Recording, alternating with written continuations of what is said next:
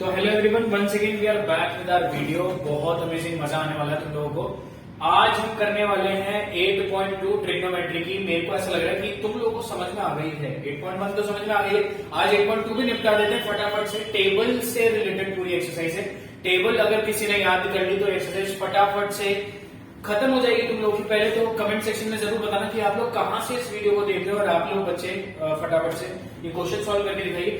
8.2 exercise है related to the trigonometric table है, और फटाफट से क्वेश्चन सॉल्व करेंगे। किस तरीके से क्वेश्चन होने वाला है, sin 60 cos 30 sin 30 cos 60 फटाफट से लिख के दिखाएंगे। अगर किसी बच्चे को ट्रिग्नोमेट्री की टेबल आती है तो वो आराम से ये क्वेश्चन सॉल्व कर सकता है। ट्रिग्नोमेट्री का सबसे बेस्ट ट्रिक इस चैनल पे बनी हुई है टेबल, जाके उधर देख लेना। इस वीडियो के नीचे हम लिंक सेंड कर देंगे ट्रिग्नोमेट्री की टेबल वाला वीडियो। बहुत सिंपल ट्रिक मैं आपको समझा रहा हूं। आप देख लो क्वेश्चन किस तरीके से सॉल्व होगा कि ट्रिग्नोमेट्री के साथ टेबल वाले क्वेश्चन नहीं हो पा रहे। बहुत इजी है, बस सब्स्टिट्यूट करनी है वैल्यू, उससे ज्यादा और कुछ भी नहीं करना है। इसमें सब्स्टिट्यूट कैसे कर लोगे? sin 60 डिग्री की वैल्यू पुट कर दो, sin cos 30 डिग्री की वैल्यू पुट कर दो, sin 30 डिग्री की cos 60 डिग्री की। बहुत सिंपल है। अगर किसी ने टेबल बना रखी है, टेबल किसी ने बना रखी है साइड में, तो वो आराम से क्वेश्चन सॉल्व कर सकता है। देख लेते हैं किस तरीके से क्वेश्चन सॉल्व करते हैं ये वाला। तो अब देख लो sin 60 डिग्री की वैल्यू कितनी होती है। अगर किसी को टेबल पता है तो बता सकता है √3/2। sin 60 डिग्री की वैल्यू √3/2 होती है, और इसके बाद cos 30 डिग्री की वैल्यू कितनी होती है, वो भी √3/2 ही होती है। उसके बाद फटाफट से देख लेते हैं sin 30 डिग्री की वैल्यू कितनी होती है। sin 30 डिग्री की वैल्यू फटाफट से आप बता सकते हो 1/2 होती है, और cos 60 डिग्री की वैल्यू क्या होती है? cos 60 डिग्री की वैल्यू भी 1/2 ही होती है। टेबल अगर बनानी आती है तो आराम से सॉल्व कर लोगे। बहुत easy question, value just substitute करिए। √3 into √3 that is 3, 2 into 2 that is 4, plus 1 into 1 that is 1, 2 2s are 4, LCM निकाल लोगे 3 plus 1 4 upon 4 is equals to 4 1s are 4, तो आंसर इज 1। इतना सिंपल क्वेश्चन, क्वेश्चन नंबर 1 आप लोगों ने चुटकी बजाते से सॉल्व कर लिया है, और इस तरीके से ही क्वेश्चन तुम लोग सॉल्व करोगे। अगर इस तरीके से क्वेश्चन सॉल्व कर रहे हो ना तो तुम्हें कोई भी प्रॉब्लम नहीं आना। क्वेश्चन नंबर 2 देखते हैं फटाफट से। बहुत बच्चे बोल रहे थे कि सर क्वेश्चन बहुत सारे रह जाते हैं, आज कोई नहीं रहेगा, सारे क्वेश्चन करवा के दिखा देंगे 8.2 के। फटाफट से 8.2 क्वेश्चन सॉल्व कर लेते हैं। क्वेश्चन नंबर 2 अब फटाफट से देख लो। क्वेश्चन नंबर 2 आपको दे दिया 2 tan square 45 degree plus cos square 30 degree minus sin square 60 degree. आपकी एनसीईआरटी के बुक के क्वेश्चन ही करवा रहे हैं, ज्यादा कोई बड़ी बात नहीं है, बहुत इजी क्वेश्चन है। अब फटाफट से देख लो सर, tan स्क्वायर 45 डिग्री आ गया। पहले तो सर आप बात कर रहे थे tan 45 की, अब tan स्क्वायर 45 डिग्री आ गया, तो क्या दिक्कत है? tan स्क्वायर 45 को भी उसी तरीके से सॉल्व करने की कैसे कर लेंगे? tan 45 डिग्री की वैल्यू कितनी होती है?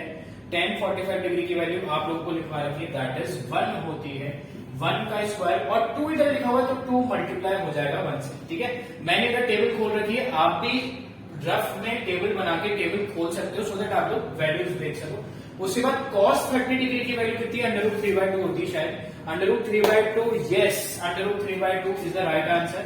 √3/2 का स्क्वायर हो गया क्योंकि स्क्वायर दरकार है। उसके बाद sin स्क्वायर 60 डिग्री की वैल्यू कितनी होती है? उसकी भी √3/2 ही वैल्यू होती है। यस, बिल्कुल करेक्ट आंसर है। √3/2 का होल स्क्वायर क्यों लगा दिया? क्योंकि इधर स्क्वायर है, इधर स्क्वायर है, और इधर भी स्क्वायर था, और ये 2 मल्टीप्लाई था, तो इधर मैंने 2 मल्टीप्लाई लगा दिया। अब देख लो किस तरीके से करूंगा। 2 into 1, 1 का स्क्वायर इज 1 itself, √3 का स्क्वायर 3, 2 का स्क्वायर 4, माइनस √3 का स्क्वायर 3, 2 का स्क्वायर इज 4। तो इस तरीके से सॉल्व हो जाएगा क्वेश्चन। नेक्स्ट लाइन में हम क्या लिखेंगे? 2 into 1 that is 2, plus 3/4 and minus 3/4 से कैंसिल आउट हो जाएगा। फालतू ज्यादा स्टेप करने की जरूरत नहीं, तो ये मैं क्यों लिखूं? तो आंसर जो आ गया दैट इज 2 itself। इतना सिंपल क्वेश्चन तुमने 2 मिनट में सॉल्व कर लिया। Question number 2। क्वेश्चन नंबर 3 की तरफ चलते हैं। बताओ समझ में आ रहा है नहीं आ रहा? कमेंट सेक्शन में बताओ आप लोग कहां से वीडियो देख रहे हैं, और बाकी के आप लोग बच्चे बताइए समझ में आ रहा है नहीं आ रहा, और फिर डाउट सेशन भी रखेंगे। क्वेश्चन नंबर 3 पे चलते हैं, फर्स्ट के ही 3rd पार्ट पे। तो अब देख लो, क्वेश्चन नंबर 3 करवा रहे हैं। cos 45 डिग्री की वैल्यू 1/√3 हो गई, sec 30 डिग्री की वैल्यू 2/√3 हो गई, cosec 30 डिग्री की वैल्यू 2 हो गई। तो अब इसको किस तरीके से सॉल्व करना है ये देख लीजिए। इसको मैं लिख रहा हूं 1/√2 एज इट इज, उसके बाद 2/√3 और 2 लिखा हुआ है, तो इसका हम ले लेंगे एलसीएम। नीचे 1 लगा दिया तो ये क्या हो गया? 2/√3, तो इधर क्या आ जाएगा? प्लस 2/√3। इस तरीके से ये सॉल्व हो जाएगा। अब मैं इसको रेसिप्रोकेट करूंगा। रेसिप्रोकेट किस तरीके से करूंगा? ये हो गया 1/√2 इसी तरीके से मल्टीप्लीकेशन, ये ऊपर चला जाएगा और ये नीचे आ जाएगा, तो क्या हो गया 2 प्लस ये आ गया आपका √3 अपॉन 2 प्लस 2 √3। ठीक है, अब इन दोनों को मल्टीप्लाई कर दो, √3 और 1 को मल्टीप्लाई कर दो, तो आपका आंसर क्या आ जाएगा देख लेते हैं फटाफट से। आपका आंसर आ गया √3 upon √2 √2 plus √2 into √3 that is 2 √6। अब 6 कैसे हुआ, 3 2 6, तो कभी भी √ से √ मल्टीप्लाई होता है, अगर डिफरेंट डिजिट होती है तो आंसर विल बी 3 2 6, अगर यही सेम डिजिट होती तो आंसर √ हट जाता। उसके बाद 2 एज इट इज आ गया और इधर 2 √2 एज इट इज आ गया। अब ये देख लेते हैं इसके बाद क्या होगा।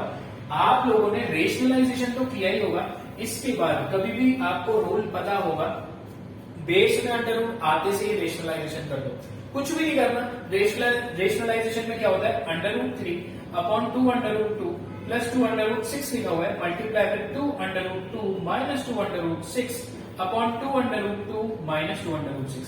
कहने का मतलब रेशनलाइजेशन को अगर मैं आसान भाषा में आपके लिए कहूं तो ये है, जस्ट मल्टीप्लाई कर दो ऊपर नीचे और साइन कर दो चेंज। तो हमने साइन कर दिया है चेंज। अब साइन अगर चेंज कर दिया तो इसको इससे मल्टीप्लाई करूंगा तो 2 √6 आ गया है, माइनस 2 √6 6 12 18 आ गया है। ठीक है, अपॉन में इधर कितना आ गया 2 2 4, मल्टीप्लाई में √2 इंटू √2 दैट इज 2। उसके बाद अच्छा एक चीज और, अगर आप लोगों ने देखा हो तो ये चीज और ये चीज सिमिलर हो रही है, बस इधर प्लस और इधर माइनस हो रही है, तो a² माइनस b² की identity that is a plus b a minus b। Rationalization में यही तो करते हैं, हमेशा a² माइनस b² की आइडेंटिटी आएगी। तो हमने क्या कर दिया 2 √2 का स्क्वायर माइनस 2 √6 का होल स्क्वायर। खत्म हो गया क्वेश्चन। ऊपर वाली टर्म एज इट इज की एज इट इज हम कॉपी कर लेंगे, that is 2 √6 minus 2 √18 upon 4 into 2 minus 4 into 6। तो इसको सॉल्व कर दोगे आपका आंसर आ जाएगा, जो कि हो जाएगा 4 2 8 माइनस 6 4 24, और ऊपर आ गया 2 √6 माइनस 2 √18। तो इस तरीके से आपने सॉल्व कर दिया, और ये माइनस में है, ये इस तरीके से सॉल्व होगा तो -8 कितना हो जाएगा, ये आपका हो जाएगा 16 नीचे बच गया, और आपका आंसर है 2 √6 माइनस 2 √18 अपॉन में 16 माइनस का। ये इस तरीके से सॉल्व हो गया। माइनस अगर ऊपर चले जाएगा तो माइनस 2 √6 प्लस 2 √18 और नीचे 16। तो इस तरीके से आपका आंसर आ चुका है, जो कि आपका क्वेश्चन नंबर 3 सॉल्व हो गया है। अब एक चीज और देख लीजिए, अगर आपका आंसर ये आ गया है तो इस समय से आप 2 कॉमन भी निकाल सकते हैं, बिल्कुल निकाल सकते हैं। ऊपर से अगर मैंने 2 कॉमन निकाला तो कितना बचा, दैट इज √6 माइनस √18। क्यों, क्योंकि मैंने 2 बाहर निकाल लिया, और बेस में कितना बचा 16 बच गया, तो 2 7 2 8 16, और आपका आंसर आ गया √6 माइनस √18 अपॉन 8। तो इसके अकॉर्डिंग आपका क्वेश्चन हो चुका है सॉल्व। हाँ, तो अब अगर हमें इसको रिक्रिएट करना है, आंसर बिल्कुल मैच करवाना है, तो ये भी बिल्कुल करेक्ट है। आप लोग इस तरीके से भी इसको छोड़ सकते हैं, लेकिन अगर आपको इसको बिल्कुल कि सर बिल्कुल एग्जैक्ट आंसर आना चाहिए, तो एग्जैक्ट कैसे लिख सकते हैं। हमने 2 कॉमन निकाल लिया था, 2 7 2 8 16, तो √6 माइनस √18 अपॉन -8 आंसर आ रहा था। अब इसको मैं कैसे लिख सकता हूँ, 6 को मैंने एज इट इज लिख दिया 6, और √18 को मैं कैसे लिख सकता हूँ, प्राइम फैक्टर निकालो इसका, 2 9 3 3 3 1 तो ये क्या हो गया 3 √2 अपॉन -8। तो अब इसको कैसे लिख सकता हूँ, ये माइनस है, ऊपर चले जाएगा, तो जो अगर माइनस में है वो प्लस में हो जाएगा, जो प्लस में है वो माइनस में हो जाएगा। तो इसका आंसर क्या हो जाएगा 3 √2 माइनस √6 अपॉन 8। तो ये इसका फाइनल आंसर हो जाएगा। हम उस उधर भी छोड़ सकते हो और इधर भी छोड़ सकते हो, आप किसी भी तरीके से, ये आपका कॉल है। इस तरीके से क्वेश्चन नंबर 3 भी आपका सॉल्व हो चुका है। अब हम क्वेश्चन नंबर 4 सॉल्व करने वाले हैं। सर बहुत ज्यादा कॉम्प्लिकेटेड क्वेश्चन है, कैसे होगा, कोई दिक्कत वाली बात नहीं है, अभी आप लोग ही सॉल्व करोगे। देखो, हमने सबकी वैल्यूज लिख ली है, ट्रिग्नोमेट्री की टेबल सबसे इजीएस्ट ट्रिक बता रखी है हमने हमारे चैनल पर। लिंक इसके लिंक इस वीडियो के लास्ट में बिलो हम पिन कर देंगे, सो दैट आप लोग वो वीडियो जाकर देख लें। ट्रिग्नोमेट्री की टेबल 2 मिनट में कैसे बनानी है वो आपको पता चल जाएगा। अब देखो, साइन 30 डिग्री की वैल्यू 1/2, tan 45 डिग्री की वैल्यू 1, cosec 60 की वैल्यू 2 अपॉन √3, sec 30 की वैल्यू 2 अपॉन √3, cos 60 डिग्री की वैल्यू 1/2, cot 45 डिग्री की वैल्यू 1। अब इसको कैसे सॉल्व करेंगे सर, वो बता दीजिए।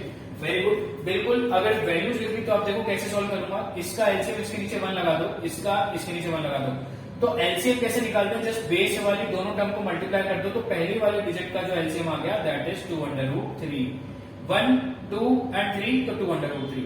अब देखो इसके नीचे √3 नहीं है, एलसीएम आ रहा है 2√3, इसके नीचे √3 नहीं है, तो मैं इसको मल्टीप्लाई कर दूंगा √3 से। बहुत इजी ट्रिक बता रहा हूं, ध्यान से सुनना। इसके नीचे ना तो 2 है ना √3 है, तो इसको मैं मल्टीप्लाई कर दूंगा 2√3 से। इस नंबर के नीचे 2 नहीं है, तो इसको मैं मल्टीप्लाई कर दूंगा 2 से। तो ये कितना आ गया √3, ये कितना आ गया 2√3, और ये कितना आ गया 2 2 4। अगेन ऐसी शॉर्ट ट्रिक सीखोगे तुम लोग।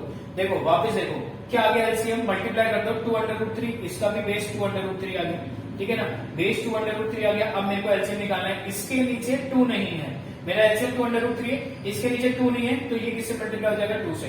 इसके नीचे √3 नहीं है, तो ये मल्टीप्लाई होगा √3 से। इसके नीचे ना तो √3 है ना √2 है, तो ये मल्टीप्लाई हो जाएगा 2√3 से। समझ में आ गया सबको। अब देखो कैसे लिखेंगे, 2 2 4 प्लस √3 प्लस 2√3। अब अगर ध्यान से देखोगे तो हम इसको रेसिप्रोकेट कर देंगे, तो इससे ये कैंसिल आउट हो जाएगा।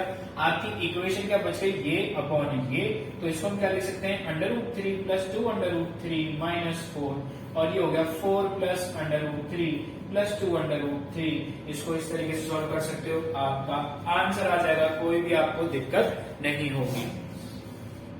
अब थोड़ा सा गौर फरमाएंगे सारे बच्चे, थोड़ा सा गौर फरमाना है। देखो ध्यान से देखोगे ना, तो हमेशा याद रखना लाइक टर्म्स हमेशा ऐड हो सकती है, अनलाइक टर्म्स ना तो ऐड होती है ना सब्सट्रैक्ट होती है।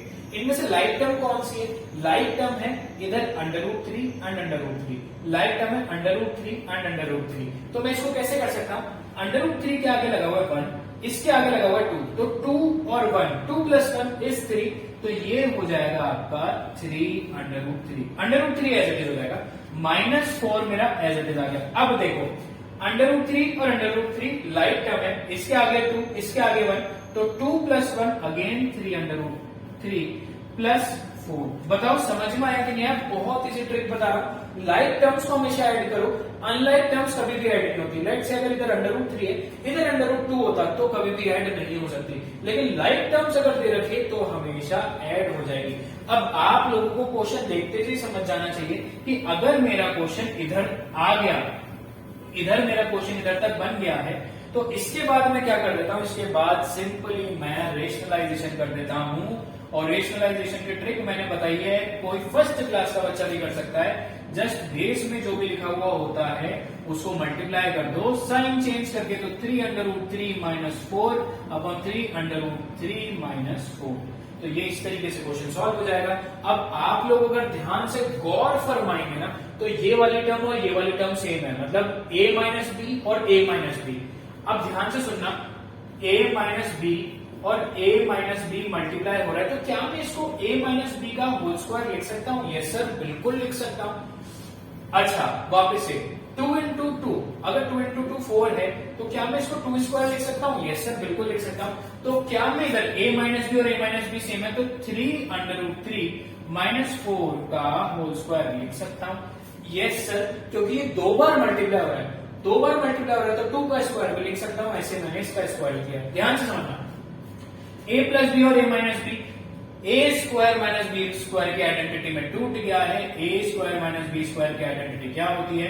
a plus b and a minus b. तो a plus b and a minus b किसमें कन्वर्ट हो जाएगा? 3√3 का square, that is a square minus b square, that is 4 का स्क्वायर। अब देखो इसके आगे फर्दर कैसे सॉल्व होगा। अब इसको हम बेस को पहले सॉल्व कर लेते हैं, इसको अभी ऐसे रखते हैं 3√3 माइनस 4 का whole square, a minus b का होल स्क्वायर की आइडेंटिटी लग जाएगी। इसको लिख लेते हैं 9 इंटू 3 माइनस 16। अब देख लो 3√3 का whole square, a square minus b square की आइडेंटिटी क्या होती है वो भी देखेंगे फटाफट से। a माइनस बी का whole square, a minus b का होल स्क्वायर होता है a square plus b square minus 2ab। अब देखो ये हो गया a square plus b square का मतलब अगर 10th क्लास में तो आइडेंटिटी आनी चाहिए, 9th क्लास का टॉपिक है। a square plus b square मतलब 4 का स्क्वायर माइनस 2, a क्या है ये रहा 3√3 एंड b क्या है ये रहा इंटू 4, ठीक है, अपॉन में 9 इंटू 3 कितना होता है 27 माइनस 16। तो 27 माइनस 16 है, इसको थोड़ा सा जगह नहीं है तो इधर सॉल्व कर लेते हैं।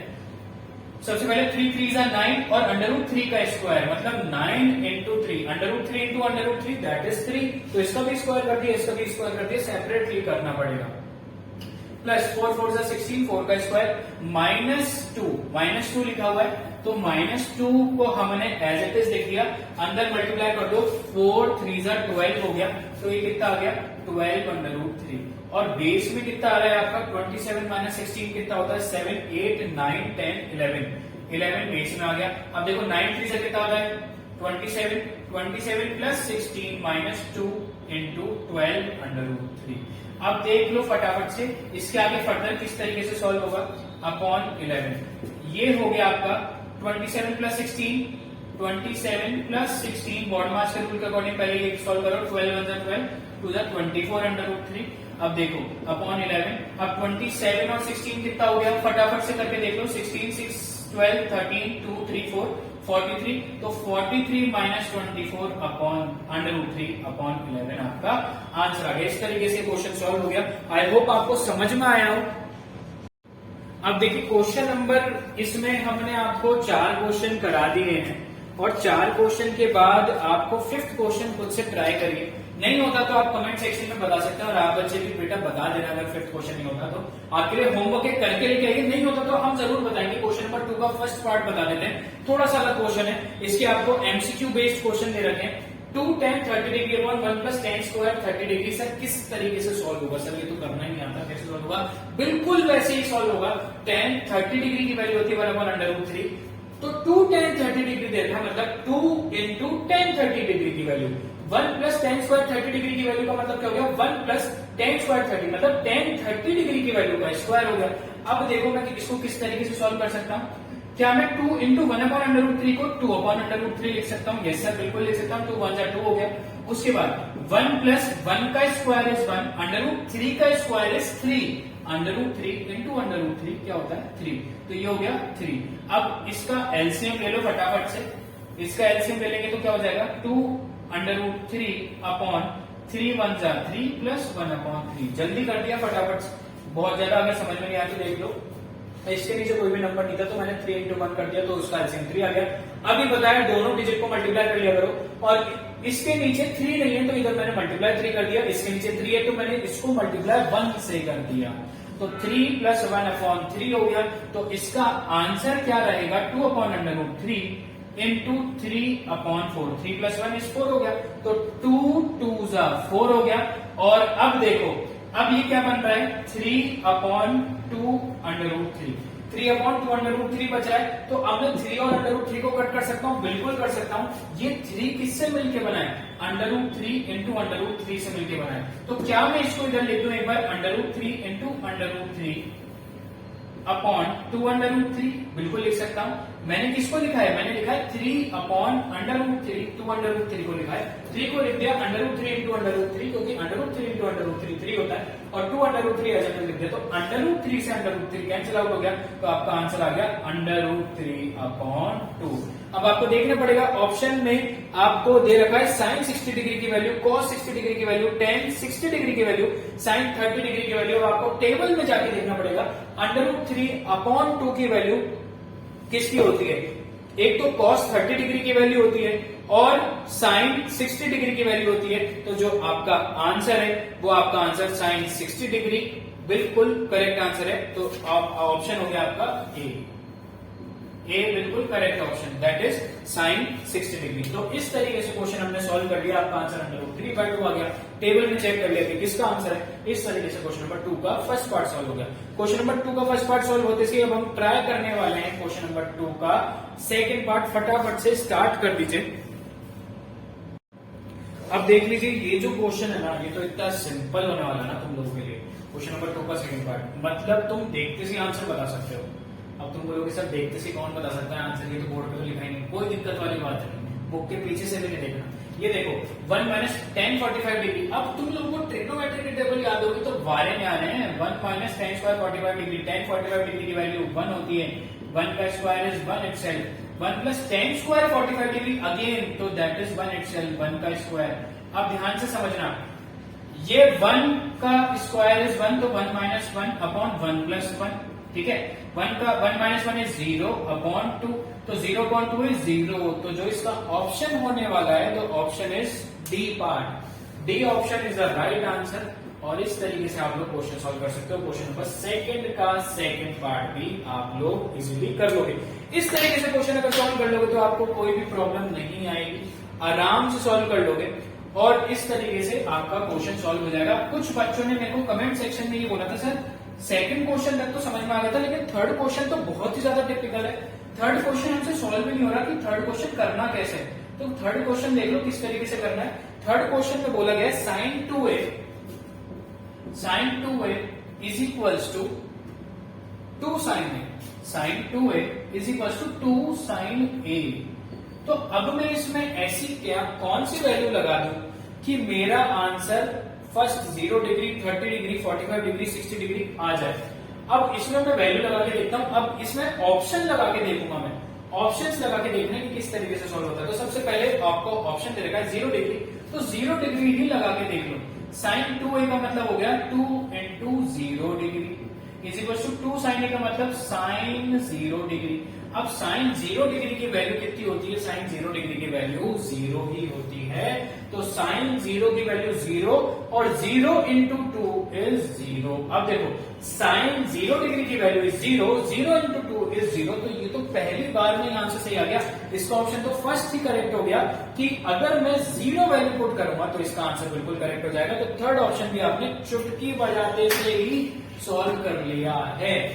वो छोटा भीम वाली चुटकी नहीं, हमारे दिमाग में भी गलत चलती है। तो ये आपने क्वेश्चन के बस थर्ड पार्ट भी सॉल्व कर लिया है। इसी के साथ साथ फोर्थ पार्ट तुम लोग को होमवर्क देंगे। एक क्वेश्चन में से एक तो जरूर होमवर्क दूंगा। इसी के साथ तुम लोगों का ये क्वेश्चन कंप्लीट हो जाता है। Question number 2, question number third पे आ जाते हैं। क्वेश्चन नंबर थर्ड किस तरीके से सॉल्व हो सकता है वो देख लेते हैं। अब देख लो भाई क्वेश्चन नंबर 3। इसके लिए तो ऐसे ऐसे कमेंट किए ना तुम लोगों ने, सर माथा खराब हो गया सर, ट्रिग्नोमेट्री पढ़नी ही नहीं है सर, ऐसे क्वेश्चन भी हो सकते हैं क्या सर? अरे बहुत सिंपल क्वेश्चन है, ट्राई करके देखो। इसमें पहला क्वेश्चन, इसमें पहले क्या बोला है? tan a plus b is equals to √3। ध्यान से समझना, तुम्हें बोझ लगने नहीं लग जाएगा। आप सबसे पहले ये चेक करो tan की वैल्यू √3 कौन से पोजीशन पे होती है? दैट इज 60 डिग्री पे। तो क्या मैं tan a plus b और √3 की जगह tan 60 डिग्री लिख सकता हूँ? क्योंकि tan 60 डिग्री की वैल्यू √3 होती है। तो √3 की जगह मैंने 60 डिग्री लिख दिया। अब tan a minus b, tan a minus b की जगह क्या मैं 1/√3 कहां पे वैल्यू होती है? tan की वैल्यू 1/3 होती है tan 30 डिग्री पे। तो क्या मैं tan 30 डिग्री वैल्यू लिख सकता हूं 1/√3 पे? बिल्कुल लिख सकते हो सर। अब देखो क्या होगा, tan से tan कैंसिल आउट हो गया, tan से tan कैंसिल आउट हो गया। तो पहली इक्वेशन जो बनी है वो है a plus b is equal to 60 degree. दूसरी इक्वेशन जो बनी है वो बनी a minus b is equal to 30 degree. समझ में आ रहा है? बहुत सिंपल कॉन्सेप्ट हो गया। a plus b is equal to 60 degree and a minus b is equal to 60 degree. दो इक्वेशन बन गई है, equation number 1 and equation number 2। अब इन दोनों इक्वेशन को हमको इक्वेट करना है क्योंकि हमें वैल्यू a और b की फाइंड आउट करनी है। तो हमको a और b की वैल्यू फाइंड आउट करने के लिए हम ऐसे केस में क्या करते हैं? By adding both the equation, cancel out हो गया है ये हो गया 2a is equal to elimination और एडिशन। याद करो 9th का कॉन्सेप्ट है, प्लस बी और माइनस बी कैंसिल आउट हो गया, ऐड कर रहा हूं। a और a हो गया 2a, 60 और 30 हो गया 90। तो a की वैल्यू कितनी आ गई? 45 डिग्री। अगर a की वैल्यू 45 डिग्री आ गई तो b की वैल्यू निकाल सकते हो? बिल्कुल निकाल सकते हो। b की वैल्यू कैसे निकालूंगा? a plus b is equal to 60 degree है, a की वैल्यू 45 है plus b is equal to 60 degree है। तो b is equal to 60 minus 45 कर दोगे तो कितना आ गया आंसर? 15 डिग्री। बस खत्म हो गया क्वेश्चन, इधर तक ही तो था। इससे सिंपल और क्वेश्चन मेरे को नहीं लगता हो सकता है, क्योंकि इससे सिंपल क्वेश्चन हमने क्वेश्चन नंबर 3 कर लिया। ऐसे क्वेश्चन बोर्ड्स में पूछे जाते हैं। तो ये अच्छे से कर लेना। 2 इक्वेशन सॉल्व करके हमने बनाया, इनको ऐड कर दिया, ए की वैल्यू लगा दी और सब्स्टिट्यूशन मेथड से हमने इसको सॉल्व कर दिया। इसी के साथ ये एक्सरसाइज कंप्लीट होती है। अब प्लीज मुझसे ये मत बोलना कि सर हमें ट्रू और फॉल्स ही बता दो, जस्टिफाइड आंसर नहीं। ट्रू और फॉल्स खुद से कर लेना। हमको ये सारे क्वेश्चन बताने थे 8.2 के। मजा आ रहा है कि नहीं आ रहा क्लास में लेने में, और आप बच्चों को आ रहा है नहीं आ रहा। इस तरीके से आपकी 8.2 कंप्लीट हो चुकी है। 8.3 फटाफट से स्टार्ट करवाएंगे। 8.3 स्टार्ट करवाने से पहले 8.2 फटाफट से कंप्लीट कर लेना। नेक्स्ट वीडियो में जरूर मिलेंगे। Till then take care, bye bye. And आप जो देख रहे हो अपना कमेंट सेक्शन में ये जरूर बताइए कि कहां से वीडियो देख रहे हो। कमेंट सेक्शन में ये करिए कि कौन बच्चा कहां से वीडियो देख रहा है, और आप लोगों के कमेंट, हर एक कमेंट पढ़ा जाएगा। ठीक है, नेक्स्ट वीडियो में जरूर मिलेंगे। Till then take care, bye bye.